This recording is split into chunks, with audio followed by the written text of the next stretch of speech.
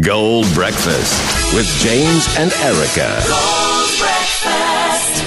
It's 8 minutes past 6 o'clock. If you're waking up, you're feeling weary, and if you're a parent or a grandparent and you've had the kids for the summer holidays, let me put a smile on your face. Most schools go back a week today.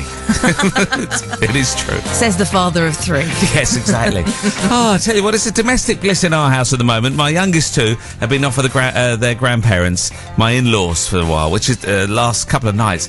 God, doesn't that make a difference in our house? Meanwhile, you're shacked up with your mum in a one-bedroom flat. My 80-year-old mum has moved into my flat because she's just sold her bungalow, and so we are sharing at the moment, her, me, and the cat. And I've got to say, I called you yesterday. I said, how's everything? And your mum had just washed her feet. Is there some kind of religious thing that's going on? I came home yesterday. You think you've got it bad in your household? There's my mum sitting with her feet in my washing up bowl and lots of bubble baths going, I just felt that they needed a bit of a wash, darling. Oh, God. Thank you very much. 25 minutes past 6 o'clock. Happy birthday, 75 today. Monopoly is 75. Do you like a game of Monopoly? I do. Actually, I played it over the holiday. We've got a copy of a box of Junior Monopoly, which is ticket booths. And the great advantage of it for kids is quite quick. And so, because inevitably, the concentration level sort of starts to wane with the kids after a while. But my 4-year-old's brilliant at it. Is he? Yeah, really good. He wins. And I like the big games. I haven't played actually for a while. I remember last time I had a game where, that's about 8 years ago with my wife, before we got married. 9 years ago, I think. And we were playing in Barbados on holiday with some friends whilst it was raining. It was absolutely tipping down. And I cheated. And my mate could see I was cheating as my wife was taking it all so seriously and was winning. She was quite smug with the whole thing. Why doesn't it surprise me that you're the sort of man who cheats at Monopoly and you've just admitted it? So what's the deal with this incident that you've only just mentioned to me? You almost died while you were on holiday. What's that all about? Well, look, I've got a thing that every so often I don't chew my food properly. Right. And it's right, this is true. Absolutely true. And rice can do it for me sometimes. Right. Or maybe bread.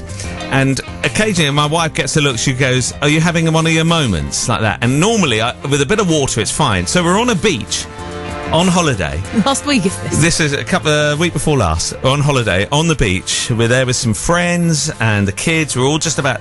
And I take a chunk of French bread and it gets stuck. Oh, no. And I mean, it gets properly stuck. And so my wife goes, are you having one of your moments? And I'm sort of looking at it, desperately looking for some water. So I open one of the kids' bottles and start trying. And I can't describe the pain of trying to get this bit of French bread to go down. Seriously.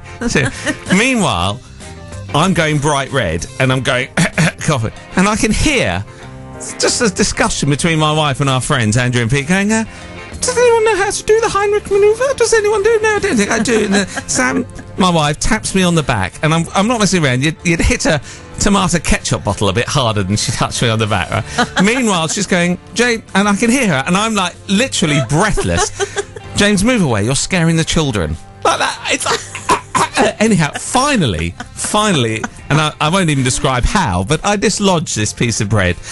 And everything's all right. And anyhow. Thank goodness for that. Oh, yeah, well, some may say that. I would have given you a good slap to clear your throat. Anyhow, later on, we're driving home later on, and Sam goes, I think you really should appreciate that was actually quite frightening for the kids. And Tom had said to me, Daddy, are you okay now? So I said, yeah, I'm fine. Well, we're driving home, Sam said to me, she said, I really think, you've got a bit of a problem there. You should go to the doctor about that. And I said, well, what's he going to do? He's going to tell me that I need to masticate a little bit more. And, with my hearing... that could lead to all sorts of problems.